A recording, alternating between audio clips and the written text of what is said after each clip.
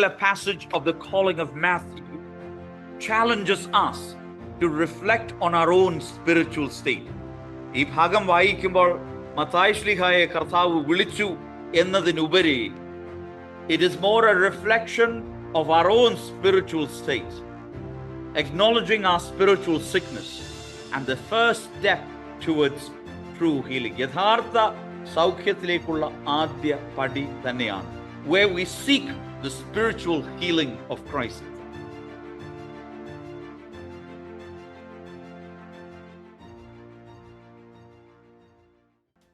Glory be to the Father, and to the Son, and to the Holy Spirit, one true God, now and always, forever and ever. Amen. May the words of my mouth and the meditations of my heart be pleasing unto you, O Lord, my rock and my redeemer. Amen. Christ is in our midst. He is, and he shall be forever. പരിശുദ്ധനായ മത്തായി ശ്ലീഹ എഴുതിയ സുവിശേഷം തുടർന്ന് നാം ധ്യാനിക്കുമ്പോൾ ഇന്ന് 9-ാം അധ്യായത്തിൽ ആണ് നമ്മുടെ ശ്രദ്ധ. Today I will look at two particular sections of the Gospel of St. Matthew, chapter 9.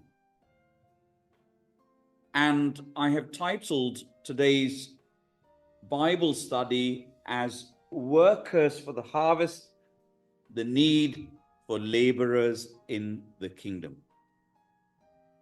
കൊയ്ത്തിന് ആവശ്യമായ വേലക്കാർ, ദൈവരാജ്യത്തിൽ വേലക്കാരുടെ ആവശ്യം. ഈ സുവിശേഷത്തിന്റെ അവസാന ഭാഗത്ത് വരുന്ന വേദഭാഗമാണ് the harvest is plenty but the laborers are few. കൊയ്ത്ത് വളരെ അധികമുണ്ട്, വേലക്കാരോ ചുരുക്കം എന്നുള്ളത് ഈ അധ്യായത്തിന്റെ അവസാനം വരുന്ന ഭാഗമാണ്. But I will also like to include another particular event that is narrated in this chapter. അത് വേറെ ഒന്നുമല്ല, പരിശുദ്ധനായ മത്തായി ശ്ലീഹായെ കർത്താവ് തൻ്റെ ശുശ്രൂഷയ്ക്ക് വേണ്ടി വിളിക്കുന്ന ഭാഗമാണ്. So this morning, or should I say for a lot of you in the evening, we will first look at the Gospel of St. Matthew, chapter 9, verses 9 to 13, and then we will look at verses 35 to 38. The harvest is plentiful, but the workers are few. Therefore, ask the Lord of the harvest to send workers into his harvest. കൊയ്ത്ത് വളരെ ഉണ്ട്, സത്യം, വേലക്കാരോ ചുരുക്കം.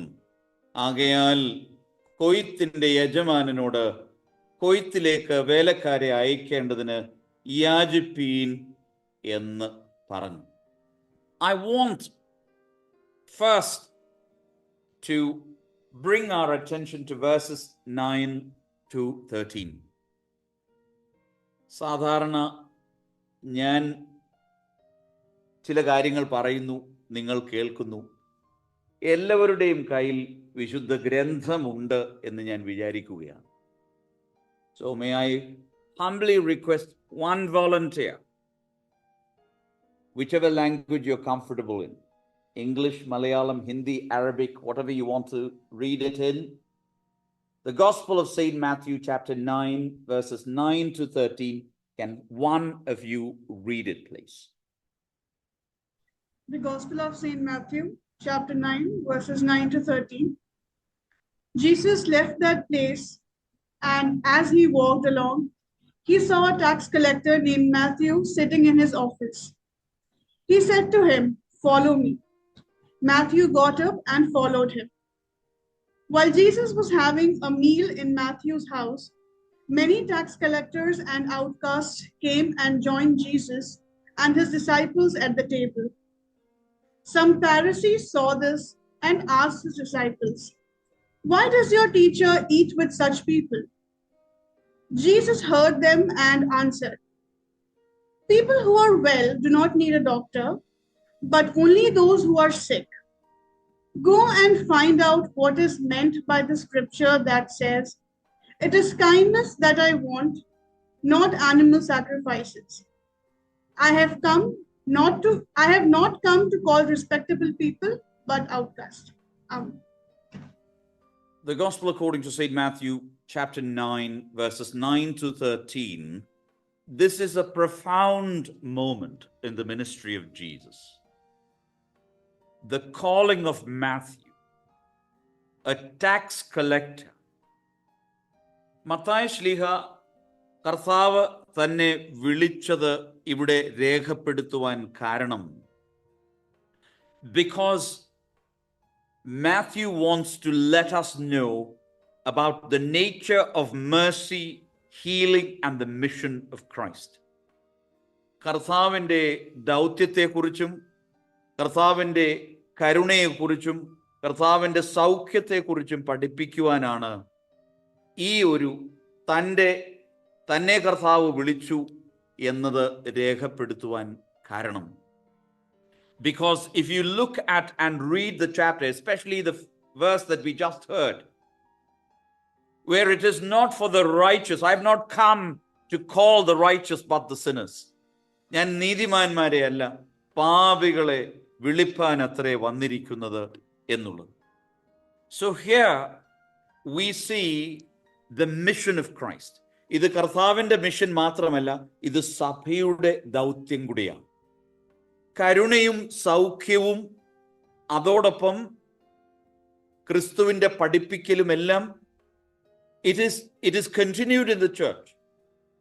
കർത്താവിൻ്റെ സ്വർഗാരോഹണത്തോടുകൂടി കർത്താവിൻ്റെ പരസ്യ ശുശ്രൂഷ അവസാനിച്ചുവെങ്കിലും കർത്താവിൻ്റെ ശുശ്രൂഷ സന്ദേശം continues through us, through the church. We are called to continue the mission of Christ. അതുകൊണ്ടാണ് ഈ സുവിശേഷത്തിൽ ഈ ഭാഗം രേഖപ്പെടുത്തിയിരിക്കുന്നത്. ഇത് എന്താണ് നമ്മെ സൂചിപ്പിക്കുന്നത്, നമ്മെ പഠിപ്പിക്കുന്നത്? So this emphasizes God's desire for mercy. ദൈവം നിത്യമായി എല്ലാവരോടും കരുണ കാണിക്കുന്ന ദൈവമാണ്. അതോടൊപ്പം ഈ ചുങ്കക്കാരനായ മത്തായിയെ വിളിക്കുവാൻ the inclusivity of Christ's mission. കർത്താവിൻ്റെ ദൗത്യത്തിൽ ചിലരെ മാത്രം വിളിക്കണം എന്നുള്ളതല്ലല്ലോ, ഇൻക്ലൂസീവ് ഓഫ് എവ്രിവൺ, എല്ലാവരെയും തൻ്റെ ദൗത്യത്തിൽ ഉൾപ്പെടുത്തണം എന്നുള്ളതാണ് കർത്താവിൻ്റെ ദൗത്യം, അതാണ് സഭയുടെയും ദൗത്യം. ആൻഡ് അത് മുഖാന്തരം തൻ്റെ പരസ്യ ശുശ്രൂഷയിൽ he followed him. Tax collector was a very lucrative job. ആർക്കും ടാക്സ് കളക്ടേഴ്സിനെ ഇഷ്ടമല്ലായിരുന്നെങ്കിലും ടാക്സ് കളക്ടേഴ്സിനെ സംബന്ധിച്ചിടത്തോളം their job was very lucrative. They could make a lot of money. അതിട്ടിട്ടാണ് കർത്താവിനെ അനുഗമിക്കുവാൻ മത്തായി ശ്ലീഹ ഒരുങ്ങുന്നത്, which means the transformative power of grace. So first and foremost, the inclusivity of Jesus' call. പലപ്പോഴും വിചാരിക്കണം, ഒരു ചുങ്കക്കാരനെ സംബന്ധിച്ചിടത്തോളം ചുങ്കക്കാരനെ കണ്ടിരുന്നത് as someone who was collaborating with the Roman oppressors. റോമ സാമ്രാജ്യത്തോടൊപ്പം മറ്റുള്ളവരെ ചൂഷണം ചെയ്യുന്ന ഒരു വ്യക്തിയായിട്ടാണ്. അതുകൊണ്ടാണ് ചുങ്കക്കാരെ ആർക്കും താല്പര്യമില്ലായിരുന്നത്. That's why no one really liked the tax collectors, and they were seen as sinners by the Jewish community. And of course, tax collectors were seen as corrupt and exploitative. മറ്റുള്ളവരെ ചൂഷണം ചെയ്യുന്നവരായി, making them social outcasts. ആർക്കും അവരോട് ഇടപെടുവാൻ താല്പര്യമില്ലായിരുന്നു. പക്ഷേ കർത്താവ്, our Lord's decision to call Matthew demonstrates that God's grace extends to all people, regardless of their past or their social status. അതുകൊണ്ടാണ് അതിനുശേഷം കർത്താവ് പറയുന്നത്, I do not look for the perfect or righteous by world's standards, but seek those who are humble and willing to follow him. പ്രിയമുള്ളവരെ, നമ്മൾ എല്ലാത്തിലും ശക്തിയായവരാണ് സഭാ ശുശ്രൂഷയ്ക്ക് വേണ്ടി വരേണ്ടത് എന്ന് നമ്മൾ വിചാരിക്കുമ്പോൾ, it is not that he calls those who are talented, he equips those that he calls. കർത്താവ് പ്രാപ്തരായവരെ വിളിക്കുന്നതിനുപരി വിളിച്ചവരെ പ്രാപ്തരാക്കുന്ന ദൈവമാണ്. And that's why many of us shy away thinking that, because നമ്മളെ സംബന്ധിച്ചിടത്തോളം ടാലൻസ് എന്ന് പറയുന്നത് പ്രസംഗിക്കുക, പാട്ടുപാടുക, അതൊക്കെ വളരെ പെരിഫറൽ ആയിട്ടുള്ള കഴിവുകൾ മാത്രമാണ്. ഹൃദയങ്ങളെയാണ് ദൈവം പരിശോധിക്കുന്നത്. It is our commitment, our humility, our willingness to follow him, our willingness to be submissive to the commandments of our Lord Jesus Christ. അതിലാണ് നല്ല ശുശ്രൂഷകർ ഉണ്ടാകുന്നത്. ഭൗതികമായി പുറമേ ചില കാഴ്ചപ്പാടും ചില താലന്തുകളും ഒക്കെ ലോകം കാണുന്നുവെങ്കിലും ദൈവം കാണുന്നത് ഹൃദയങ്ങളെയാണ്.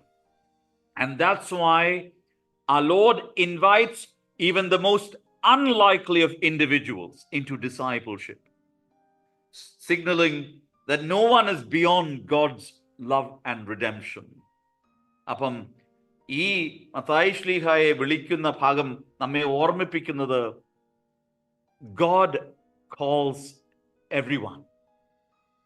അങ്ങനെയെങ്കിൽ കർത്താവ് മത്തായിയെ വിളിക്കുന്നുവെങ്കിൽ his response is immediate. അല്ലേ? ഉടനെ തന്നെയാണ് മത്തായി ശ്ലീഹ കർത്താവിൻ്റെ വിളിക്ക് മറുപടി നൽകുന്നത്. His response is immediate and his response is transformative. That is what is required. കാരണം he rose, അവൻ എഴുന്നേറ്റ് കർത്താവിനെ അനുഗമിച്ചു എന്ന് പറയുന്നു. ഈ അനുസരണം എന്നുള്ളത്, obedience, is actually a deep inner recognition of the call of Christ. സഭാകൽപ്പന, ദൈവകൽപ്പന നാം അനുസരിക്കുന്നുണ്ടോ ഇല്ലയോ എന്നത് നാം ഒന്ന് വിലയിരുത്തുമ്പോൾ, it really is a reflection of our deep and inner recognition of the call of Christ. ക്രിസ്തു നമ്മളെ എല്ലാവരെയും മാമോദീസായിലൂടെ വിളിച്ചവരാണ്. We are all being called because of our baptism, but our obedience will depend on the depth and the recognition of this call. ഈ വിളിയുടെ ആഴവും അതിൻ്റെ തിരിച്ചറിവുമാണ് നമ്മളെ അനുസരണമുള്ളവരോ അനുസരണ കാണിക്കാത്തവരോ ആക്കി തീർക്കുന്നത്. And so this particular passage means that it might take us to leave behind. ഞാൻ പറഞ്ഞല്ലോ, tax collector was a lucrative job. He left behind all that he had to follow Christ. But because he realized who Christ was the divine physician. കർത്താവ് പറയുന്നു, it is not those who are healthy, but the sick that needs a physician. വൈദ്യന്റെ he compares himself to the physician who comes to call those who are sick. സുഖമില്ലാത്തവരുടെ അടുക്കിലേക്കാണ്. So here it denotes healing and mercy. പക്ഷേ ഈ healing and മേഴ്സിയുടെ ആദ്യ പടി എന്നുള്ളത്, നമുക്ക് അസുഖമാണ്, നമുക്ക് സുഖമില്ല എന്ന് നമ്മൾ തന്നെ തിരിച്ചറിയണം. Christ will only become a divine physician for us when we realize that we are spiritually sick. പലപ്പോഴും we go to a doctor when we're not doing well. അത് ഒരു യാഥാർത്ഥ്യമാണ്. നമുക്ക് സുഖമില്ലാതിരിക്കുന്ന അവസ്ഥയിലാണല്ലോ വൈദ്യന്റെ അടുക്കിലേക്ക് പോകുന്നത്. നമ്മൾ ആരും, no one goes to a doctor and justifies why we got sick. ഇല്ല, നമ്മൾ ആരും ഒരിക്കലും, I don't think the doctor might ask us a few questions. What happened? What did you eat? Are you sleeping? How did you break your leg? He might ask certain few questions to get to the point of what we need to be diagnosed of. എന്നതുപോലാണ് നമ്മുടെ spiritual സിക്നസിനെ കുറിച്ചുള്ള നമ്മുടെ ഒരു അവബോധം. Many a time when we come to confession, when we come to sacraments, we justify ourselves. Remember, healing begins with the recognition that we are sick. സൗഖ്യത്തിന്റെ ആദ്യ പടി എന്ന് പറയുന്നത് അസുഖമാണ് എന്നുള്ള ഒരു ധാരണ മാത്രമല്ല, an awareness. So here, the Pharisees always thought that they were righteous. പരീശന്മാരെ സംബന്ധിച്ചിടത്തോളം they always thought they didn't think they needed Jesus. They didn't think they needed the healing of Jesus. But Matthew realized that here is someone who is very different. അതുകൊണ്ടാണ് our Lord's mission is in restoration. പുനരുദ്ധരിക്കുന്ന ദൗത്യത്തിലാണ് കർത്താവ് ഏർപ്പെട്ടിരിക്കുന്നത്. അതുകൊണ്ടാണ് നീതിമാന്മാരെ, God can never ever heal the self-righteous. നമ്മൾ നമ്മെ തന്നെ ന്യായീകരിക്കുകയും നമ്മൾ ചെയ്യുന്നതെല്ലാം ശരിയാണ്, നമ്മൾ പ്രാർത്ഥിക്കുന്നവരാണ്, ഉപവസിക്കുന്നവരാണ്, ദൈവസന്നിധിയിൽ നീതിമാന്മാരാണ് എന്നുള്ള അല്പധാരണയെങ്കിലും നമുക്കുണ്ടെങ്കിൽ we will never go justified from God's presence. That is the difference between the tax collector and the Pharisee. പരീശന്റെ പ്രാർത്ഥനയ്ക്ക് ഒരു കുഴപ്പമില്ലായിരുന്നു until he said, I am not like this tax collector. We need to look into our inner brokenness. നമ്മുടെ നീതിയിലല്ല, നമ്മുടെ നുറുങ്ങിയ ഹൃദയത്തിലാണ് ദൈവം പ്രസാദിക്കുന്നത്. That is the heart of the gospel. That Jesus comes to save those who are lost. He offers forgiveness, healing, and new life. So, my dear brothers and sisters, I brought this attention before the main talk because we need to realize, we need to embrace our need for healing. We need to admit our brokenness. And that is important. This particular passage of the calling of Matthew challenges us to reflect on our own spiritual state. ഈ ഭാഗം വായിക്കുമ്പോൾ മത്തായി ശ്ലീഹായെ കർത്താവ് വിളിച്ചു എന്നതിനുപരി it is more a reflection of our own spiritual state, acknowledging our spiritual sickness and the first step towards true healing. യഥാർത്ഥ സൗഖ്യത്തിലേക്കുള്ള ആദ്യ പടി തന്നെയാണ്, where we seek the spiritual healing of Christ. കർത്താവ് പറയുന്നുണ്ടല്ലോ, I desire mercy, not sacrifice. ഞാൻ കരുണയാണ് ആഗ്രഹിക്കുന്നത്, ബലിയല്ല. Which means the priority. This is the heart of God's commandments. That it is not just in following rituals and rules. കൽപ്പനകൾ ആചരിക്കണം, പക്ഷെ പലപ്പോഴും നമ്മൾ ആ കൽപ്പനകളിലും ആചാര അനുഷ്ഠാനങ്ങളിലും മാത്രം ഒതുങ്ങിക്കൂടുകയാണ്. ഈ നോമ്പും ഉപവാസവും പ്രാർത്ഥനയിലൂടെ നമുക്കൊരു രൂപാന്തരം ഉണ്ടാകുന്നില്ല. We are not becoming more merciful when God shows mercy to us. We are not becoming more forgiving when God forgives us. We are not becoming more kind when God shows utmost kindness to us. ദൈവം നമ്മളോട് കൃപയും കരുണയും വാത്സല്യവും, and when God forgives us, that needs to be lived out in our daily lives. നമ്മുടെ ദൈനംദിന ജീവിതത്തിൽ the practice of mercy has to become alive. കരുണ പറയുവാനുള്ളതല്ല, പിന്നെയോ ജീവിക്കുവാൻ ഉള്ളതാണ്. And so that is where this passage is a reminder to us.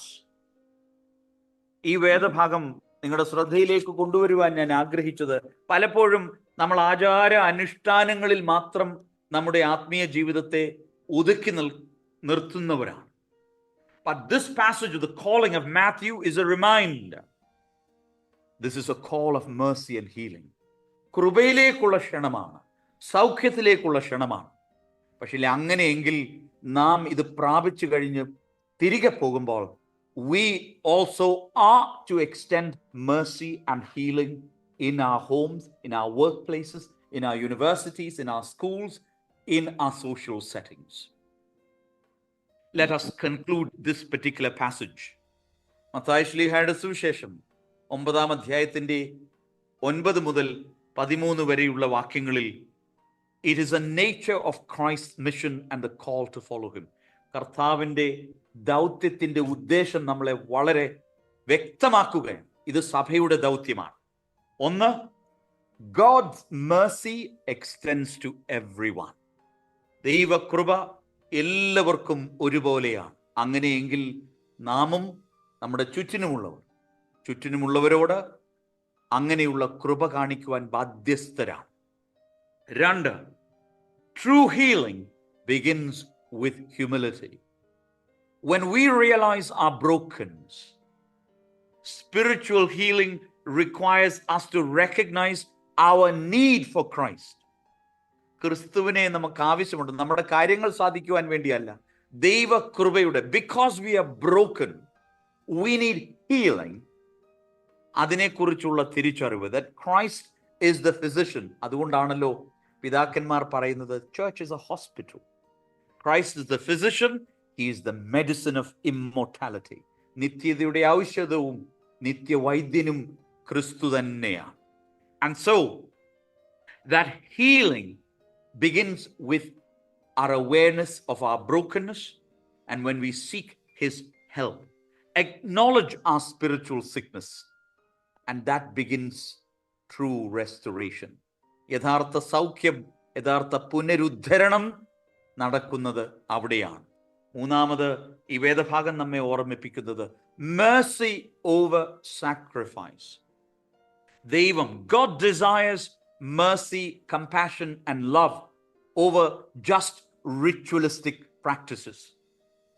Christmas നോമ്പ് നോക്കി 25 ദിവസം ചില ഭക്ഷണങ്ങൾ കഴിക്കാതിരിക്കണം, അത് നിർബന്ധമാണ്, സഭയുടെ കൽപ്പനയാണ്. പക്ഷേ ഇത് 25 ദിവസം കഴിക്കാതിരുന്നിട്ട് 25ാമത്തെ ദിവസം നമ്മൾ ഇതെല്ലാം കൂടെ കഴിച്ചിട്ട് നമ്മുടെ ആന്തരികമായ ഒരു മാറ്റമില്ലെങ്കിൽ, if there is no transformation, if God is just born in Bethlehem but he's not born in our hearts, what is the point of saying we celebrate Christmas? 2000 വർഷങ്ങൾക്ക് മുൻപ് ബേത്ലഹേമിൽ കർത്താവ് ജനിച്ചു. പക്ഷേ എൻ്റെ ഹൃദയത്തിൽ, എൻ്റെ ഭവനത്തിൽ, എൻ്റെ ഇടപെടലിൽ ക്രിസ്തു ജനിക്കുന്നില്ല എങ്കിൽ, what is the point of my 25-day fasting? What is the point of my celebration of the nativity feast? വളരെ നമ്മെ ഓർമ്മിപ്പിക്കുന്ന ഒരു കാര്യം, Christ has to be born in us. Christ has to become alive in us. He requires not ritualistic practices, but practices which prioritizes mercy in our relationships, where we embody the compassion of Christ in our daily lives. നമ്മുടെ ദൈനംദിന ജീവിതത്തിൽ ദൈവകൃപയും ദൈവ അനുകമ്പയും മറ്റുള്ളവരോട് കാണിക്കുവാൻ സാധ്യമാകണം. അപ്പോഴാണ് ക്രിസ്തുവിൻ്റെ ദൗത്യം നിറവേറപ്പെടുന്നത്. Moving on to the part that we wanted to discuss today, which is കൊയ്ത്ത് വളരെയധികമുണ്ട്, വേലക്കാരോ ചുരുക്കം. എന്താണ്? Can I ask someone to read the gospel according to someone new? I want someone new to read the gospel according to St. Matthew chapter 9 verses 35 to 38. Mathai ശ്ലീഹായുടെ സുവിശേഷം 9-ാം അധ്യായത്തിന്റെ 35 മുതൽ 38 വരെയുള്ള വാക്യങ്ങൾ.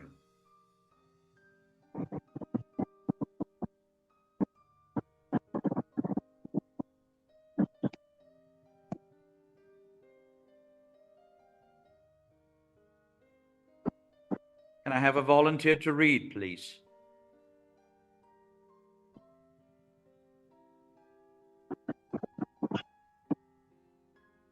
The Gospel according to St. Matthew chapter 9, 35 to 38. Then Jesus went about all the cities and villages, teaching in the synagogue, preaching the gospel of the kingdom, and healing every sickness and every disease among the people.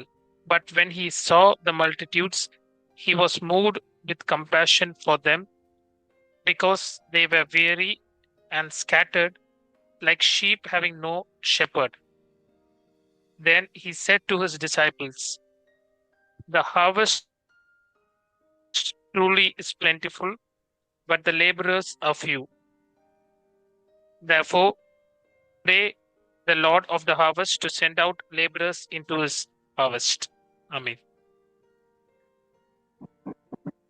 So, our Lord went through a lot of towns and villages. കർത്താവിൻ്റെ പരസ്യ ശുശ്രൂഷയുടെ പ്രധാന ദൗത്യങ്ങൾ 3 ഇവിടെ എഴുതി വച്ചിട്ടുണ്ട്. Teaching in their synagogues, proclaiming the good news, and healing every disease and sickness. കർത്താവ് പഠിപ്പിച്ചു, കർത്താവ് പ്രസംഗിച്ചു, കർത്താവ് സൗഖ്യപ്പെടുത്തി. സഭയുടെ ദൗത്യമാണിത്. സഭയുടെ ദൗത്യമാണ് പഠിപ്പിക്കുക, പ്രസംഗിക്കുക, അതോടൊപ്പം കർത്താവിൻ്റെ സൗഖ്യം മറ്റുള്ളവർക്ക് നൽകുക എന്നുള്ളത്. And so, the first part of this passage is a reminder of the compassion of Jesus. ഇത് സഭയുടെ മുഖഛായയാണ്. This is the face of the church. ക്രിസ്തു പഠിപ്പിച്ചു, he taught, he proclaimed അല്ലെങ്കിൽ പ്രസംഗിച്ചു, and he healed. This is the compassion. പഠിപ്പിക്കലിൽ അനുകമ്പയുണ്ട്, പ്രസംഗത്തിൽ അനുകമ്പയുണ്ട്, സൗഖ്യം നൽകുന്നതിലും അനുകമ്പയുണ്ട്. പലപ്പോഴും നമ്മൾ വിചാരിക്കും സൗഖ്യം നൽകുമ്പോൾ മാത്രമാണ് compassion. No, in teaching and preaching and healing. അങ്ങനെയെങ്കിൽ my dear brothers and sisters, this is what our mission needs to be. ഇത് നമ്മുടെ ഉത്തരവാദിത്തത്തെ ഒന്നുകൂടെ remind ചെയ്യിപ്പിക്കുകയാണ്. We are reminded of our responsibility. And then we are told that Jesus saw the crowd. He saw their state of helplessness. ഇടയനില്ലാത്ത ആടുകളെ പോലെ എന്ന് കർത്താവ് ജനത്തെ നോക്കി പറയുന്നുണ്ട്. അതിനുശേഷമാണ് കർത്താവ് പറയുന്നത് the scarcity of the laborers. വേലക്കാർക്ക് കുറവുണ്ട്, കൊയ്ത്ത് അധികമുണ്ട്. So after the compassion of Jesus is shown to the people, this is a reminder of God's deep care for humanity. മനുഷ്യരാശിയോടുള്ള ദൈവത്തിൻ്റെ അഗാധമായ അനുകമ്പയാണ്. Here, the word used is ആന്തരികമായ ഒരു അനുകമ്പയാണ്, സങ്കടമല്ല. From the very inner parts of his self, മനുഷ്യരാശിയോടുള്ള ദൈവത്തിൻ്റെ കരുതലിനെയാണ് ഇവിടെ സൂചിപ്പിക്കുന്നത്. And Jesus is very compassionate to the crowds. അങ്ങനെയെങ്കിൽ കർത്താവ് പിന്നെ പറയുകയാണ്, കൊയ്ത്ത് വളരെയുണ്ട്. There is plentiful harvest. But ഈ plentiful harvest എന്ന് പറയുവാൻ കാരണം, this is the readiness of the world for the gospel. അല്ലേ? നമ്മൾ പലപ്പോഴും ഇത് വായിക്കുമ്പോൾ ഒത്തിരി കാര്യങ്ങൾ ചെയ്യാനുണ്ട്, പക്ഷെ വേലക്കാരോ കുറവ് എന്നുള്ളത് യാഥാർത്ഥ്യമാണ്. ബട്ട് ഇതിൻ്റെ അർത്ഥം, many people hear the call, but fewer are willing to respond and actively participate in the mission. I want to be very clear. This is not a reminder that everyone should become priests and nuns and missionaries. അതല്ല ഇവിടെ പറയുന്നത്. അതിൻ്റെ ഒരു സൂചന ഇവിടെ ഉണ്ടെങ്കിൽ പോലും, here is a reminder. Jesus is actually noting a problem. He is saying that the harvest is plentiful, but the laborers are few. എന്താണ്? What is the shortage of? Shortage of willing disciples. ശിഷ്യന്മാർ അനേകരുണ്ട്, പക്ഷേ താല്പര്യമുള്ള ശിഷ്യന്മാർ കുറവാണ്. Who are prepared to engage in a work which spreads the gospel. And my dear brothers and sisters, നമ്മുടെ ഭവനങ്ങളിൽ ഇരുന്നു കൊണ്ട് തന്നെ സുവിശേഷത്തിൻ്റെ the spreading of the gospel is possible. അതാണ് ഞാൻ എപ്പോഴും മാതാപിതാക്കളോട് പറയുന്ന ഒരു കാര്യമാണ്. The first gospel that our children will ever read in a home is the love, mercy and kindness that parents show to each other. സുവിശേഷത്തിൻ്റെ ആദ്യ പാഠങ്ങൾ നമ്മുടെ കുഞ്ഞുങ്ങൾ പഠിക്കുന്നത് വിശുദ്ധ ഗ്രന്ഥം വായിച്ചുകൊണ്ടല്ലല്ലോ. വിശുദ്ധ ഗ്രന്ഥം അവരുടെ ഭവനങ്ങളിൽ മാതാപിതാക്കളും സഹോദരങ്ങളും ജീവിച്ചു കാണിക്കുമ്പോൾ. And so our Lord is really saying that the reality is many people, അല്ലേ, നമുക്ക് എല്ലാവർക്കും നമ്മുടെ വിളിയെക്കുറിച്ച് നമുക്ക് അറിവുണ്ട്. We are all aware that we are Christians, we are Orthodox Christians, we are baptized Orthodox Christians. But how many of us are truly willing to respond and actively participate in the mission? Look at our lifestyle. നമ്മുടെ ദൈനംദിന ജീവിത ശൈലിയെ ഒന്ന് എടുത്തു നോക്കിയാൽ മതി. Is it surrounded by the teachings of Christ? നമ്മുടെ വസ്ത്രധാരണം, നമ്മുടെ ഭക്ഷണ രീതി, നമ്മുടെ സോഷ്യൽ ആക്ടിവിറ്റീസ്, അതും നമ്മൾ ആരാണ് എന്നുള്ളതും തമ്മിൽ is there a relationship or there is no relationship?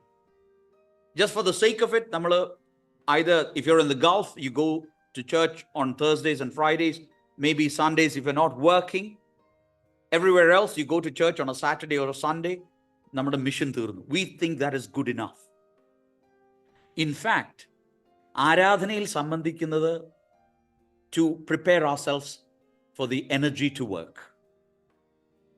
നമ്മുടെ കൗദാശികമായ ജീവിതം, കൂദാശകളിലുള്ള പങ്കെടുക്കൽ, വിശുദ്ധ കുർബാന സംബന്ധം, കുർബാന അനുഭവം, ഇതൊക്കെ to live out the mission on a day-to-day basis. ദൈനംദിന ജീവിതത്തിൽ നമ്മുടെ കുടുംബങ്ങളിൽ, in our schools, in our universities, to live out the gospel. That is what sacramental life is all about. Is there a relationship between my faith and my life? Is there a relationship between what I say and what I do? Is there a relationship between my faith and the way I conduct my life? വലിയ ഒരു ചോദ്യമാണ്.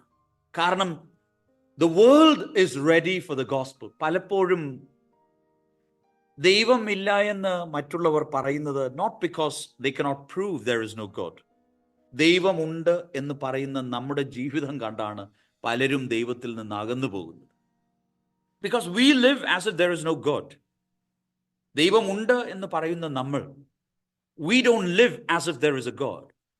നമ്മുടെ സംസാര രീതിയിൽ, the way we talk to our parents, the way we talk to our children, the way we talk to our spouse, the way we talk to our leaders, the way leaders talk to the people, ഇതിലൊന്നും ക്രിസ്തു മനോഭാവം ഇല്ലാതെ പോകുന്നു. ഇല്ല എന്ന് ഞാൻ ഒരിക്കലും പറയത്തില്ല, കുറഞ്ഞുകൊണ്ടേയിരിക്കുന്നു. So the harvest is plentiful, but the laborers are few, because the world is ready for the gospel. So our Lord is calling us.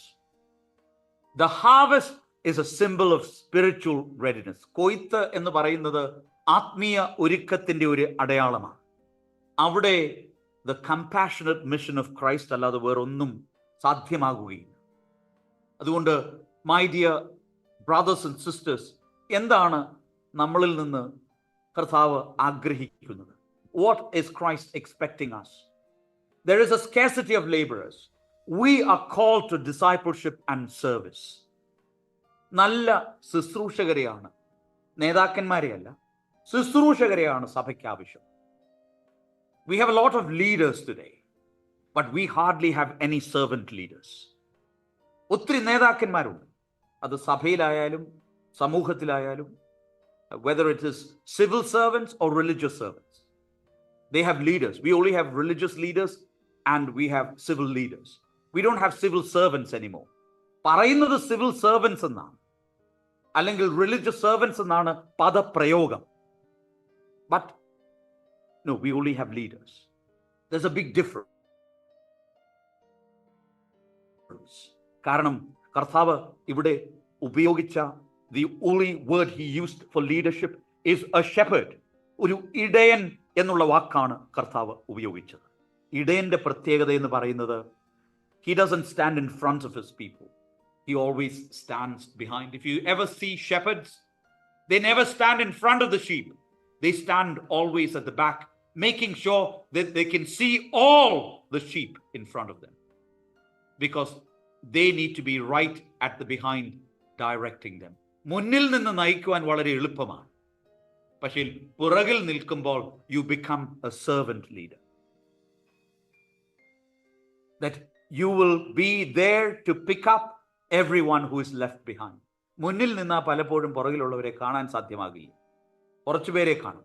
പക്ഷേ പുറകിൽ നിന്ന്, when you stand all the way at the back, you have a better, much more larger vision of who that you are leading. അങ്ങനെ വരുമ്പോൾ no one gets left behind. And here our Lord is asking, pray earnestly for laborers. My dear brothers and sisters, ഇത് നിങ്ങളോടുള്ള ഒരു ആഹ്വാനമാണ്. നല്ല ശുശ്രൂഷക നേതൃത്വത്തെ രാജ്യത്തിനും സഭയ്ക്കും കിട്ടുവാനായി നിരന്തരമായി നിങ്ങൾ പ്രാർത്ഥിക്കണം. നമ്മൾ നമ്മുടെ ആവശ്യങ്ങൾക്ക് വേണ്ടി പ്രാർത്ഥിക്കും. Many a time people will always complain about, oh, gone are the days we had this Tirumeni, that Tirumeni, this Achan, that Achan എന്നൊക്കെ പറയും. പക്ഷെ പലപ്പോഴും നമ്മൾ വിചാരിച്ചിട്ടുണ്ടോ why the quality of leadership goes down? Maybe sometimes നമ്മുടെ അവസ്ഥ കണ്ട് these are the kind of leaders that might be most fitting for us എന്ന് വിചാരിച്ചുകൊണ്ടായിരിക്കും ദൈവം നമുക്ക് ഇങ്ങനെയുള്ള നേതാക്കന്മാരെ നൽകുന്നത്. But it is very important for us to realize we have a responsibility to discipleship. We have a responsibility to service. മറ്റുള്ളവരെ മാറ്റുന്നതിന് മുൻപ്, what can I do to be a laborer in the kingdom of God? The responsibility is not given to someone else. We don't pass the baton to someone else. നമ്മുടെ എല്ലാവരുടെയും ഉത്തരവാദിത്തമാണ്. So the laborers are few. നമ്മളോട് കർത്താവ് നോക്കിയിട്ട് പറയുന്നത് laborers are few. അപ്പം നമ്മുടെ ദൗത്യം, our responsibility we are not fulfilling properly. അങ്ങനെയെങ്കിൽ നമുക്ക് laborers ആകുവാനുള്ള ഒരു ചാലഞ്ച് ഉണ്ട്, ഒരു വെല്ലുവിളിയുണ്ട്. ദൈവമേ, എന്നെ ഏൽപ്പിച്ച, ഞാൻ പറഞ്ഞല്ലോ, you might just be a husband, a wife living a family life together. You can become the greatest evangelist by spreading the gospel of love, kindness, and mercy between your children, between each other, where compassion becomes alive, where you are of service to each other. ഭർത്താവ് ഭാര്യയെ ശുശ്രൂഷിക്കുന്നു, ഭാര്യ ഭർത്താവിനെ ശുശ്രൂഷിക്കുമ്പോൾ ഈ ശുശ്രൂഷ, this service is seen by the children. When you serve the world, മറ്റുള്ളവരോട് അനുകമ്പ കാണിക്കുമ്പോൾ the children see the lessons of mercy, kindness.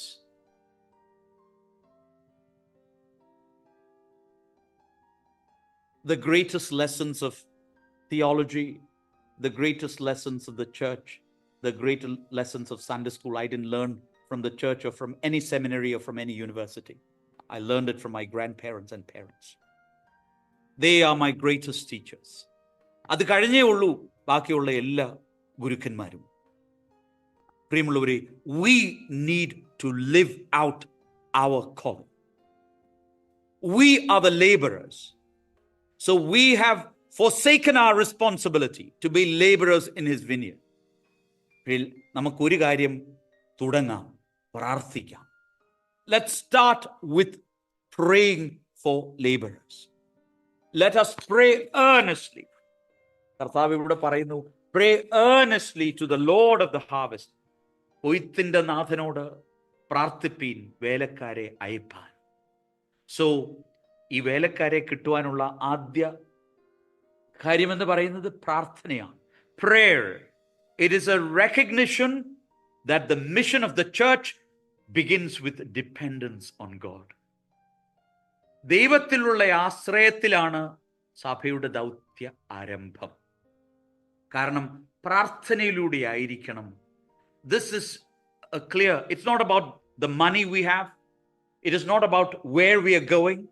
It's not about who we are preaching to.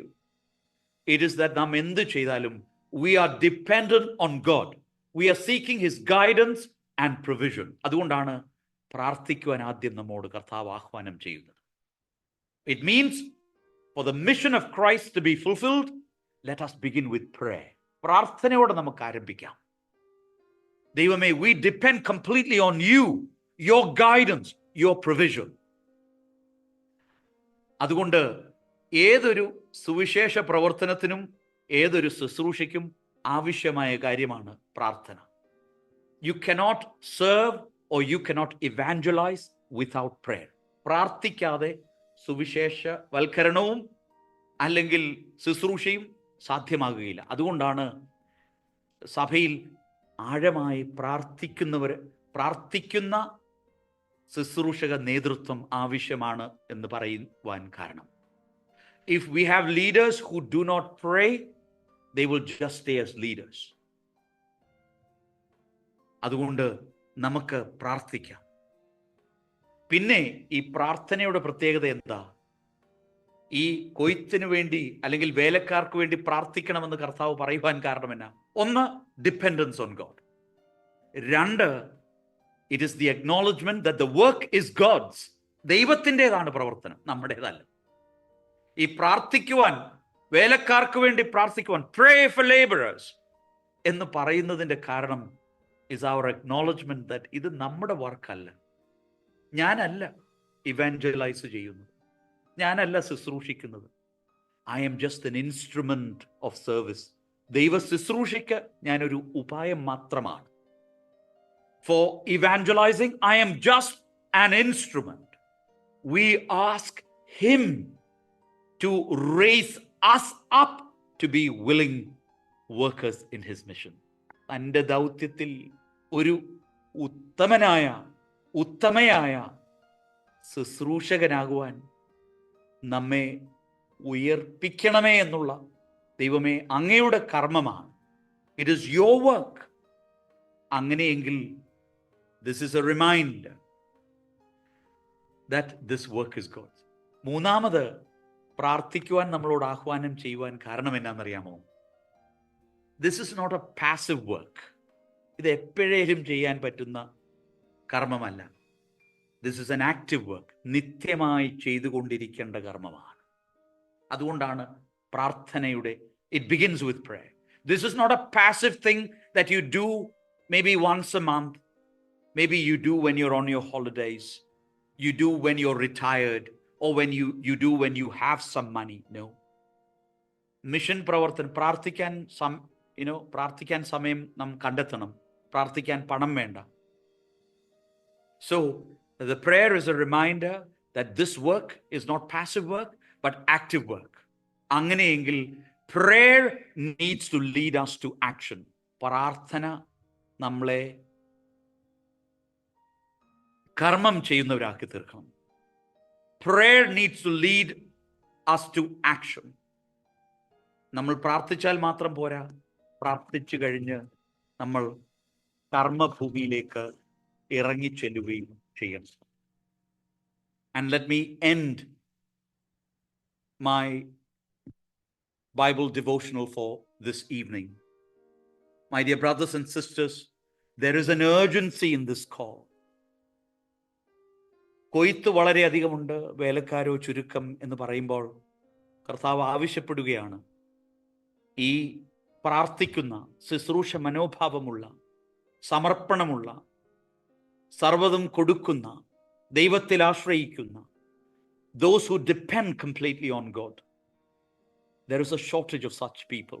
So which means there's an urgency. There's an urgent call to service.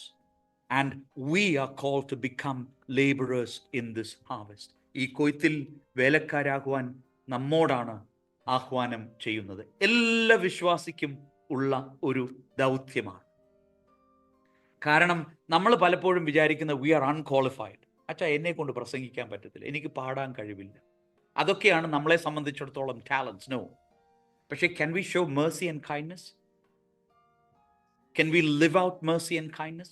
Can we be kind in our words? Can we be charitable? Can we be hospitable? Can we be a bit more selfless? നമ്മുടെ കുടുംബ ജീവിതത്തിൽ പോലും self സെൻറ്റർഡ്നെസ് പലപ്പോഴും വരുന്നുണ്ട്. അവിടെ നമ്മൾ സ്വാർത്ഥരാകാതെ to let go of our ego. Every Christian is a laborer. മറന്നു പോകരുത്. We all are laborers. Don't ever feel unqualified. ക്രിസ്തുവിനാൽ നാം വിളിക്കപ്പെട്ടിരിക്കുന്നുവെങ്കിൽ, മാമോദീസ ലഭ്യമായെങ്കിൽ, we are all qualified. The mission field is vast. The work is urgent. നാളെയല്ല, ഇന്നാണ് നമ്മുടെ പ്രവർത്തനം ആരംഭിക്കുന്നത്. പലപ്പോഴും നമ്മൾ പറയും, അച്ഛാ ഞാൻ പഠിച്ചു കഴിഞ്ഞിട്ട്, കല്യാണം കഴിഞ്ഞിട്ട്, അല്ലെങ്കിൽ റിട്ടയർ ചെയ്തിട്ട്, എനിക്ക് കുറച്ച് പണമുണ്ടായിട്ട്, സാഹചര്യമൊക്കെ ഒത്തു വന്നിട്ട്. We give a lot of reasons as to why. My dear brothers and sisters, Christ says the work needs to begin today, not tomorrow or day after. The work needs to begin today. The mission field is vast. അതുകൊണ്ട് കുടുംബജീവിതം ഒരു mission ഫീൽഡാണ്, മറന്നു പോകരുത്. Your university and your school is a mission field. നിങ്ങൾ കൂടെ ജോലി ചെയ്യുന്നവർ, that is your mission field. നമ്മുടെ മാതാപിതാക്കളും സഹോദരങ്ങളും, നമ്മുടെ extended family is A mission field. Mission field എന്ന് പറയുന്നത് is not just Africa and Far East Asia or to the tribal remote areas of India. അത് മാത്രമല്ല മിഷൻ പ്രവർത്തനം. Let mission begin with our hearts. Let mission begin with our homes. Let mission begin with our families. നമ്മുടെ mission ഫീൽഡാണ്. നമുക്ക് പലപ്പോഴും നമ്മൾ വലിയ വലിയ കാര്യങ്ങൾ ചെയ്യുവാനായിട്ടാണ് ആഗ്രഹിക്കുന്നത്. Let's begin with small acts of mission. Let's begin with ourselves. Let's begin with our families. And then you will see the change that happens in us, the change that we see in our families. Then you will see the change in our extended families, in our communities, in our churches, in our parishes, in our churches. And then we will see the change in the society and in the world. So let me end today's Bible study by saying compassion is the foundation of service. ക്രിസ്തുവിന്റെ അനുകമ്പയാണ് നമ്മുടെ ശുശ്രൂഷയുടെ അടിസ്ഥാനം. Nothing else. So today, ഈ രണ്ടാം ഭാഗം, the Gospel of St. Matthew chapter 9 verses 35 to 38. Let me wrap up. It is a call to prayer. It is a call to compassion. It is a call to action. പ്രാർത്ഥനയ്ക്കുള്ള ക്ഷണം, അനുകമ്പയ്ക്കുള്ള ക്ഷണം, കർമ്മത്തിനുള്ള ക്ഷണമാണ്. ഇതിനകത്തെ ആത്മീയ അർത്ഥം എന്ന് പറയുന്നത്, നമ്മൾ ഏതൊരു കാര്യത്തിനും അനുകമ്പ കാണിക്കുമ്പോൾ, let compassion be from the heart of God's love. ദൈവം നമ്മളോട് കാണിച്ച അനുകമ്പയുടെ, let that be the way we show love, kindness, compassion to others. Just as Christ saw the brokenness of the people and responded with empathy, let us see the brokenness of the world and respond. And let everything begin. Let prayer be the starting point of any mission. We are called to pray earnestly for laborers. Why? Because it is His work. We are dependent on Him, and He is the one who equips us to go out into the mission field. My dear brothers and sisters, look around us. Everything is ripe for harvest. കൊയ്ത്തിന്റെ സമയം നാളെയല്ല, ഇന്നാണ്. There are a lot of people around us. It could be our children, our parents, our spouse, our neighbors, our friends, our colleagues. They all long for the presence of Christ. So, in this mission field, we can be the laborers. Let us serve Him with love and dedication. സ്നേഹത്തോടും സമർപ്പണത്തോടും താൻ നമ്മെ ഏൽപ്പിച്ച വയലിൽ വിശ്വസ്തയോടെ നമുക്ക് വേല ചെയ്യാം. So that at the end, he will say, good and faithful servant. എവിടെയും സക്സസ്ഫുൾ സെർവൻ്റ് എന്ന് കർത്താവ് ആരെയും വിളിക്കുന്നില്ല. എവിടെയും സുവിശേഷത്തിൽ എവിടെയെങ്കിലും കർത്താവ് സക്സസ്ഫുൾ സെർവൻ്റ് എന്ന് വിളിക്കുന്നുണ്ടോ? ഇല്ല, ആരെയും വിളിക്കുന്നില്ല. എല്ലായിടത്തും വിശ്വസ്തനും നല്ലവനുമായ ദാസ എന്നാണ് വിളിക്കുന്നത്. We are not called to be successful. We are only called to be faithful. വിശ്വസ്തതയിലേക്കാണ് കർത്താവ് നമ്മെ വിളിച്ചിരിക്കുന്നത്. നമ്മെ എല്ലാവരെയും വയലുകൾ ഏൽപ്പിച്ചിട്ടുണ്ട്. അതിൽ വിശ്വസ്തതയോടെ let us be faithful in the mission fields that has been given to us. It could be our families, it could be our studies, it could be our colleges, it could be our workplace, it could be our parish. Don't forget that we are placed in the mission field God wants us to work. Let us realize that and pray earnestly so that we too can become laborers in his vineyard. All glory and honor, praise and thanksgiving be to the Father and to the Son and to the Holy Spirit, one true God, now and always, forever and ever. Amen. Once again, my sincere gratitude to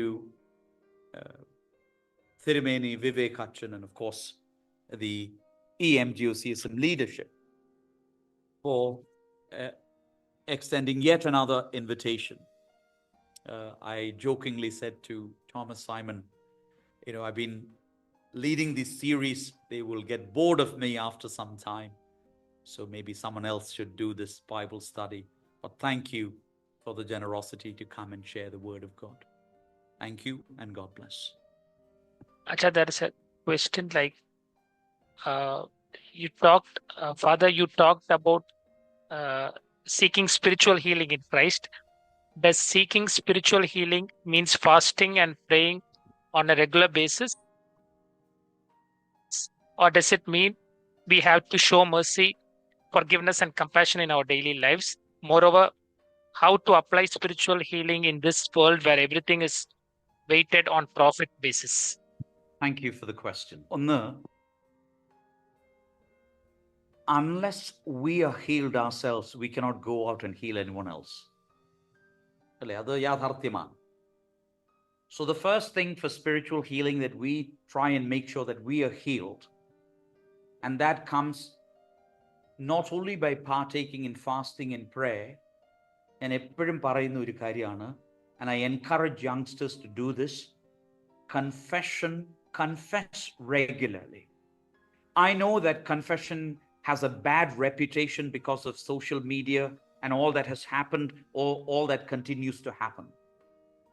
But I encourage you, sacramental life has to be lived out daily. നമ്മുടെ ബ്രോക്കൺനെസ്സിനെ കുറിച്ച് നമ്മൾ aware ആകുമ്പോൾ നമ്മൾ ക്രിസ്തു സന്നിധിയിൽ സൗഖ്യത്തിനായി പോകണം, നിരന്തരമായി പോകണം. And once that happens to us, through our fasting, through our prayer, through our confession, through our participating in the Holy Qurbana, we receive that forgiveness and we go out, that healing, and we go out. Prarthana karmamagunnathu, mercy becomes action when the healing that we have received is imparted to others through our works of charity and kindness. ആരും അറിയാതെ മറ്റുള്ളവരോട് കാണിക്കുന്ന അനുകമ്പ. Remember, charity is not only about giving something to someone. True charity is presence. ഒന്ന് ആലോചിച്ചു നോക്കിക്കേ, വളരെ വിഷമിച്ചിരിക്കുന്ന ഒരു ഭാര്യ വീട്ടിലേക്ക് വന്നു.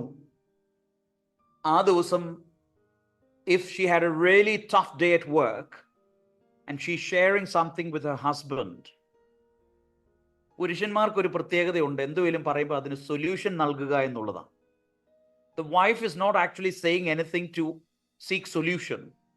She is just wanting someone to listen to her pain.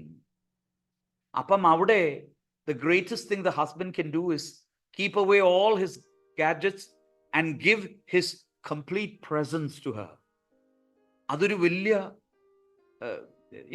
that is an act of mercy. When our children come, especially parents who have children, ഒന്ന് ആലോചിച്ച് നോക്കിക്കേ, when your children get in trouble, if they run away from you, or should I say, if they are hesitant to come to you, then you need to revisit your parenting. Whereas if they get in trouble and the first person they run to you is you, your presence becomes healing. നിങ്ങളുടെ സാന്നിധ്യമാണ് അവർ ആവശ്യപ്പെടുന്നത്. നമ്മുടെ കുഞ്ഞുങ്ങൾ പലപ്പോഴും, our children don't look for, of course our children will like a bit of extra pocket money, but what they really want is the presence of their parents, a word of affirmation, what you have done as well. അതൊക്കെ ഈ acts of ചാരിറ്റിയുടെ ഭാഗമാണ്. പലപ്പോഴും നമ്മൾ ഈ acts of charity എന്ന് വിചാരിക്കുന്നത് അനാഥാലയത്തിൽ ഭക്ഷണം കൊടുത്തു, അല്ലെങ്കിൽ ഒരു ചാരിറ്റിക്ക് 2 ലക്ഷം രൂപ കൊടുത്തു. വി തിങ്ക് ദാറ്റ് ഓൾ അതൊക്കെ ചാരിറ്റിയുടെ വേറൊരു ഭാഗമാണ്. But let's begin with simple charitable things that we can do. നമ്മുടെ വീട്ടിൽ അല്ലേ ഭക്ഷണം, ഓരോ ദിവസം ഓരോരുത്തർ ഭക്ഷണം ഉണ്ടാകും. How many of us say thank you to our spouse or to our mothers? Thank you for the meal. That word of gratitude is actually an act of mercy. നമുക്കൊരാൾ ഒരു കാര്യം തന്നു, നമ്മുടെ മാതാപിതാക്കൾ നമ്മൾക്കൊരു കാര്യം ചെയ്തു തന്നു. അല്ലേ, നമ്മുടെ കൾച്ചറലി താങ്ക് യു പറയുന്ന ഒരു കൾച്ചർ ഇല്ല. We take it for granted. നമ്മുടെ കുഞ്ഞുങ്ങൾ ഒരു പ്രശ്നമായിട്ട് വരുമ്പോൾ, നീ പറഞ്ഞു, we are on our phones. No, put everything away. Giving them your presence is actually an act of mercy and healing. അതുകൊണ്ട് ചോദിച്ച ചോദ്യത്തിനോട് ഉത്തരം ഞാൻ പറയുകയാണ്. ശരിയാണ്, live your sacramental life, pray, fast, participate in confession, go to Kurbana, receive Kurbana. But then when you come back, live out those things first in your homes. Be merciful, charitable, kind, present, open, attentive in our homes. And then that extends to outside the walls of the home. ഒരു പാവം പിടിച്ചവൻ വീട്ടിൽ വന്നാൽ അവന് ഭക്ഷണത്തിന് ചില കാര്യങ്ങൾ കൊടുക്കുക, ഭക്ഷണം കൊടുക്കുക.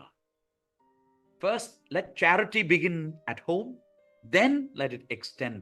പക്ഷേ ഇത് രണ്ടും ഹാൻഡ് ഇൻ ഹാൻഡ് ആണ്. പ്രാർത്ഥിക്കുന്നവൻ, one who prays, should also be merciful. ആരും അറിയാതെ വേണം പ്രാർത്ഥിക്കുവാനും, ആരും അറിയാതെ വേണം കൊടുക്കുവാനും. I hope that answers your question. One more question. There's a few more questions. Like, what's your opinion of online evangelism? Also, what's your opinion on ethnic Orthodox churches? Does it not hinder evangelism?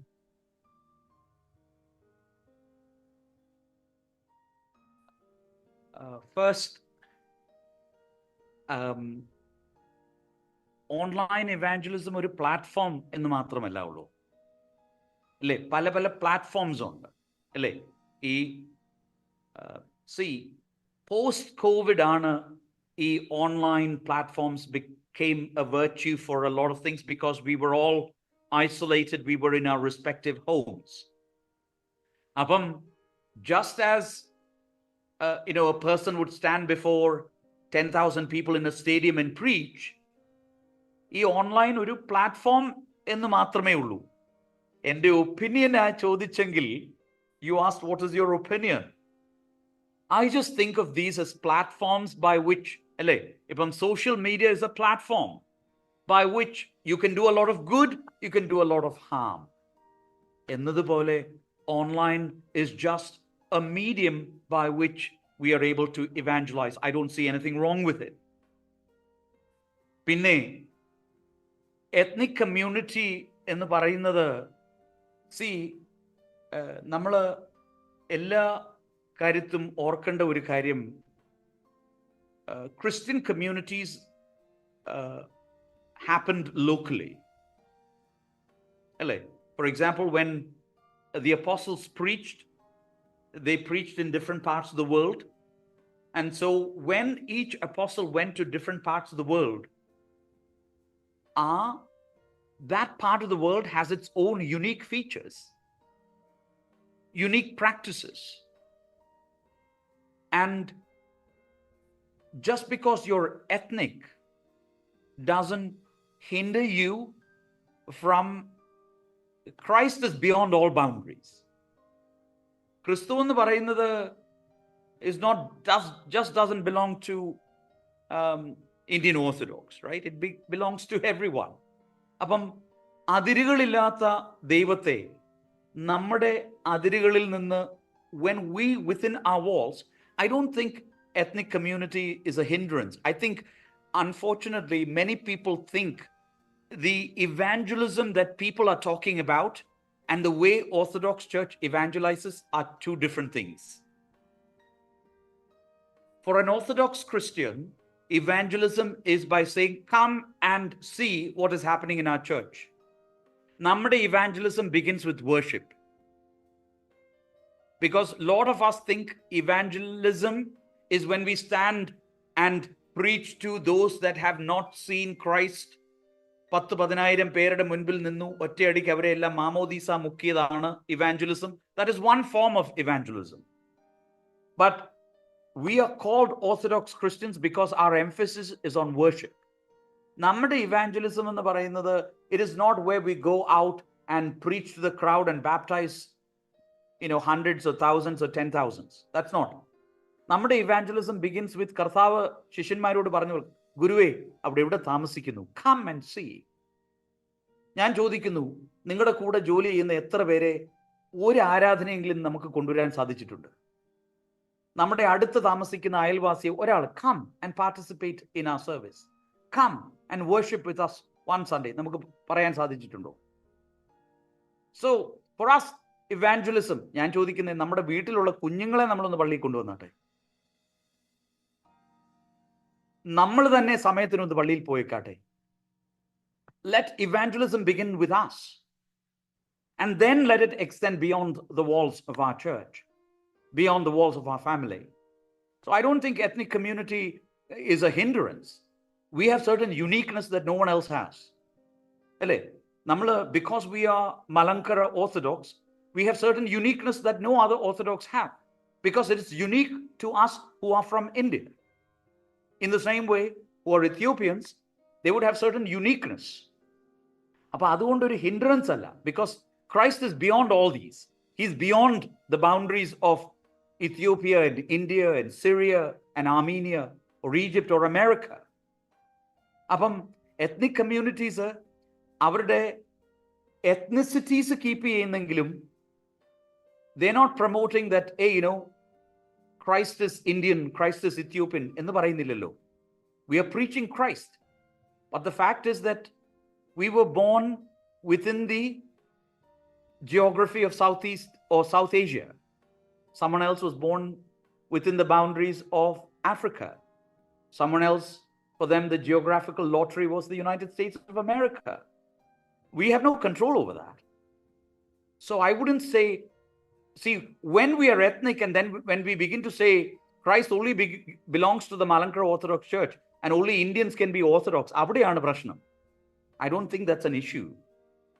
Ethnic communities evangelize in a different way. And as an Orthodox Christian, our evangelism must begin with we being able to live out what is given to us and invite people to come and experience that same what has been given to us through invitation. Vannu kanvin. നമ്മളല്ല convert ചെയ്യുന്നത്. ഞാൻ പറഞ്ഞല്ലോ, work belongs to God. The conversion, God will move that person, their heart, if he wants them. അല്ലേ, you can only give your heart to Christ. You cannot give your heart to the Indian Orthodox Church. You can only give your heart to Christ, and the Orthodox Church in India might become the means through it. അപ്പോൾ അങ്ങനെ I don't think the ethnic community is a hindrance. Sometimes there are certain uniqueness that you will get by being ethnic. As long as the ethnicity is not a hindrance, I don't see a problem.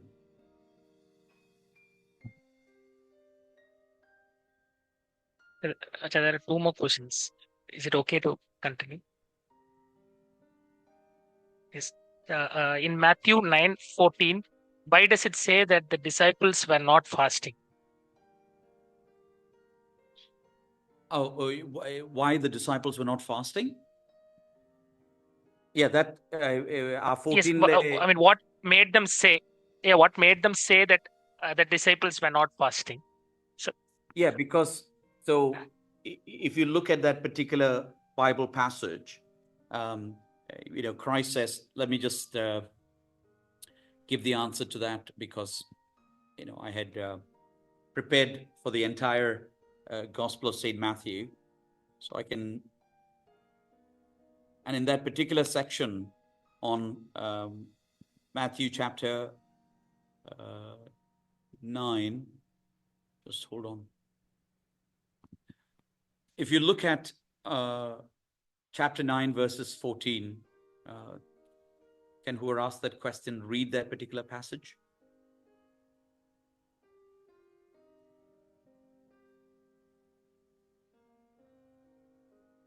And then the disciples, Matthew chapter 9, verses 14. Then the disciples of John came to him, saying, "Why do we and the Pharisees fast often, but your disciples do not fast?" And Jesus said to them, "Can the friends of the bridegroom mourn as long as the bridegroom is with them? But the days will come when the bridegroom will be taken away from them, and then they will fast." Okay, so he gives an answer there, right? So first of all, കർത്താവ് പറയുന്നുണ്ട്, can the wedding guest mourn as long as the bridegroom is with them? That is the answer. So the presence of the bridegroom is a time of joy. So Christ is the bridegroom, right? Jesus responds to this question of fasting by making sure that he identifies himself as the bridegroom. In the Jewish tradition, a wedding feast was a time of great celebration, and it would be inappropriate to fast or mourn while the bridegroom is present. So here, Jesus is referring to himself as the bridegroom, which is symbolizing the arrival of the long-awaited Messiah. അപ്പം താൻ യഹൂദജനം കാത്തിരുന്ന മശിഹായാണ്. ആയതിനാൽ he is come to establish the new covenant. And so the presence of Jesus is a time of joy and celebration because he brings the kingdom of God into the world. So he is inaugurating a new era of grace, healing, and salvation. Fasting is always associated with mourning and repentance. So that would be out of place when Jesus is present. That's why Jesus says, because he says, well, the bridegroom is here. That means as long as I'm here, they do not fast. And this is just, this is an analogy. പക്ഷെ കർത്താവ് പറയുന്നുണ്ട്, the coming of the fast, എപ്പോഴാ? When anticipating the cross, the bridegroom will be taken away. So Jesus acknowledges the time that there will come a time when the bridegroom will be taken away, which is referring to his suffering, his crucifixion. And of course, after his departure, fasting will be appropriate as an expression of longing, of repentance, and anticipation of his return. അതുകൊണ്ടാണ് this statement is a reflection of the Christian understanding of the practice of spiritual preparation. പലപ്പോഴും നമ്മൾ എല്ലാവരും ചോദിക്കുക, എന്തിനാണ് ഇത്രമാത്രം നോമ്പ്, ഉപവാസം? As you know, Wednesdays and Fridays are fasting days.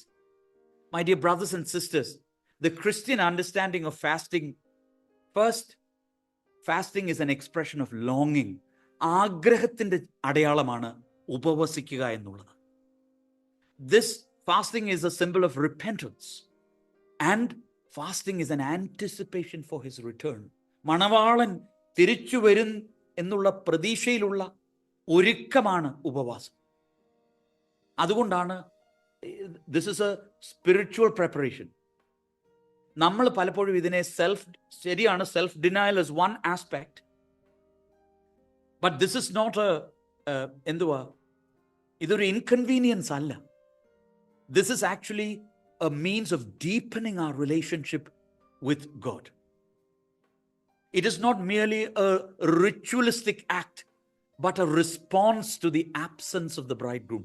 മണവാളൻ കൂടെ ഇല്ലാത്തതിനാൽ അതിനോടുള്ള നമ്മുടെ response ആണ് longing, showing our longing for the return of the bridegroom. And that fasting creates a deeper awareness of our need for ക്രിസ്തു സാന്നിധ്യം നമുക്ക് ആവശ്യമുണ്ട് എന്നതിൻ്റെ ഒരു അടയാളമാണ് നാം ഉപവസിക്കുന്നത്. So I want my brothers and sisters to see this not just as a mere ritual, but as an expression of our longing, our repentance, and the anticipation of Christ returning. I hope that answers your question. So two more questions. Being a Christian is never an easy life. Suffering is definitely a part of it, but at times it might be deficiency in faith. It becomes very hard to be laborers of harvest when we are overwhelmed by witnessing the suffering around us. How to strengthen ourselves to be a laborer even during crisis? See, of course, we live in a fallen world. അല്ലേ? നമ്മുടെ ചുറ്റിനുമുള്ള സഫറിങ്ങിനെ നമുക്ക് elevate, completely eradicate ചെയ്യുവാൻ പറ്റത്തില്ല. പക്ഷേ അവിടെയും what is the കർത്താവ് നമ്മളോട് ആവശ്യപ്പെട്ടത് എന്താണ്? Pray. അവിടെയും പ്രാർത്ഥനയാണ്. ഞാൻ ചോദിക്കട്ടെ, നമ്മുടെ ചുറ്റിനും നടക്കുന്ന ട്രാജഡീസ്, അത് so many tragedies, whether it's natural calamities, poverty, hunger, atrocities, killing, destruction, drugs, alcoholism, the list is endless. പക്ഷേ ഞാൻ genuinely ചോദിക്കുകയാണ്, keep our hands on our heart and ask, how many of us have really prayed for these people going through these various trials and tragedies? How many of us have been able to contribute our time, our talent, and our treasure to these things? അപ്പം നമ്മൾ ഇതിനെ strengthen ചെയ്യേണ്ടത് നിരന്തരമായി നമ്മുടെ പ്രാർത്ഥനയിൽ, നമ്മുടെ അപേക്ഷകളിൽ. I always say, make a prayer list. ഒരു prayer rule ഉണ്ടാവണം. പ്രാർത്ഥിക്കണം. പ്രാർത്ഥിക്കുമ്പോൾ ഏറ്റവും അവസാനം supplication. When we supplicate unto God, നമ്മുടെ ആവശ്യങ്ങളെ മാത്രം ഈ സപ്ലിക്കേറ്റ് ചെയ്യാതെ pray for those who are suffering. Pray for those who are under various addictions. Pray for those that are undergoing tragedies. പ്രാർത്ഥിക്കുന്നതിന് നമ്മൾ ഒന്നും കൊടുക്കണ്ടല്ലോ. So let's begin with prayer. And let that prayer motivate. ഞാൻ മുമ്പേ പറഞ്ഞതുപോലെ പ്രാർത്ഥിക്കണം. പ്രാർത്ഥന കഴിഞ്ഞ് compassion ഉണ്ടാവണം. Compassion ഉണ്ടാകുമ്പോൾ ആക്ഷൻ ഉണ്ടാവണം. അപ്പം ആദ്യം pray for all these tragedies. And then look at ways in which, how can I be compassionate to this situation? I cannot eradicate poverty in Africa. But can I sponsor one meal for someone who is hungry? If I am going to spend $3,000 to celebrate my birthday, can I decide this year I'm not going to celebrate my birthday and donate that money to feeding, people who do not have the means of feeding themselves? അവിടെയാണ് നമ്മൾ ചോദിക്കേണ്ടത്. ഞാൻ ഇതിനു വേണ്ടി പ്രാർത്ഥിക്കുന്നുണ്ട്. And how can I be compassionate? എന്നാൽ കഴിയുന്ന വിധം how can I be compassionate? And my dear brothers and sisters, ഒരു കാര്യം കൂടെ നമ്മൾ ഓർത്തിരിക്കണം. ചെയ്യാൻ പറ്റുന്ന സാഹചര്യത്തിൽ, when we do not do something, that is also sinful. നന്മ ചെയ്യുവാൻ സാഹചര്യം കിട്ടുമ്പോൾ ചെയ്യാതിരിക്കുന്നതും പാപമാണ്. തിന്മ ചെയ്യുന്നത് മാത്രമല്ല പാപം. When we get an opportunity to do a good work, and when we have the means, when we have the provisions to do it, and we don't do it, that is equally sinful. So then ask ourselves, those of you who are working, ഞാൻ എപ്പോഴും പറയാറുള്ള ഒരു കാര്യമാണ്, from the time you start earning, set apart 10% of your income for God. And believe me, you will see the rewards in your life. ഇത് ഞാൻ പറഞ്ഞതല്ല, ദൈവം പറഞ്ഞതാണ്. In the book of Malachi, മാലാഖി പ്രവാചകന്റെ പുസ്തകത്തിൽ പറയുന്നതാണ് that God will open the storehouses of heaven. Do this, especially those who are working. Set apart 10% of your income. Don't touch it for anything else. I am telling you, നിങ്ങൾക്ക് ജീവിതത്തിൽ ഒരു കാര്യത്തിനും മുട്ടുവരും. Set apart. നമുക്ക് കിട്ടുന്നത് ആദ്യം ദൈവത്തിന് വേണ്ടി മാറ്റിവെക്കുക. എല്ലാം കഴിഞ്ഞിട്ട് ബാക്കിയുള്ളതല്ല ദൈവത്തിന് കൊടുക്കേണ്ടത്. കിട്ടിയത് ആദ്യം ദൈവത്തിന് മാറ്റിവെക്കുക. Set it apart for God. Then God will see that will be consecrated for Him. Believe me, you will have more than enough to do charity and all those things. So simple ways we can make a difference. First, pray for situations. Be compassionate to the situation. And nammalal കഴിയുന്ന, by our means, we know. Sometimes as students, ഞാൻ പറഞ്ഞല്ലോ, as students we might not be making an income. What can I do? Can I go and volunteer? I might not be able to give money, but can I volunteer my time to an old age home? May I go and be with, children, help them out. ഒരു അനാഥാലയത്തിൽ പോയി അവിടെ വൃത്തിയാക്കാൻ. ഇങ്ങനെയുള്ള കാര്യം ചെയ്യുമ്പോൾ you will see the difference. The compassion in us will grow. That's how we make a difference in the world. That is the little, അല്ലേ, പലതുള്ളി പെരുവെള്ളം എന്നാണല്ലോ. The little drops that we do will lead to the bigger acts of mercy and kindness. I hope that answers your question. Yes, sir. We have no more questions in the chat. Does anyone want to unmute yourself and ask questions? If there is no more questions, we can close today's session. Thank you to everyone who... Yes, sir. ഞാൻ ഒരു കാര്യം ഒന്നുകൂടെ ആവർത്തിച്ച് പറയുക. ഇന്ന്, because we ended by saying a call to prayer, a call to compassion, a call to action. ഇവിടെ നിങ്ങൾ ഈ ദശാംശം ചെയ്യുന്നുണ്ടെങ്കിൽ നല്ല കാര്യം, well and good. പക്ഷെ this is a call to action. ഞാൻ this is something that I insist in my parish. അതുകൊണ്ട് ഞാൻ വീണ്ടും ആവർത്തിച്ച് പറയുക. Try and make this a practice. Many times, people feel that they'll go poor because they are going to set apart 10% of their income. That might look like a huge amount. But believe me, you will never ever become poor because you first set apart what you have for God. Make sure God is faithful to who He has called. And you will be amazed at how much you will have when you first set apart for God. ഇത് മാത്രം നിങ്ങളോട് ഞാൻ പറഞ്ഞ് നിർത്തുകയാണ്. Thank you, Acha, for reminding us about setting apart for God. Thank you, everyone who participated for the Q&A. Thank you, Acha, for your time and wisdom. So to close this, Acha, I'll invite you to lead us in prayer. Sure.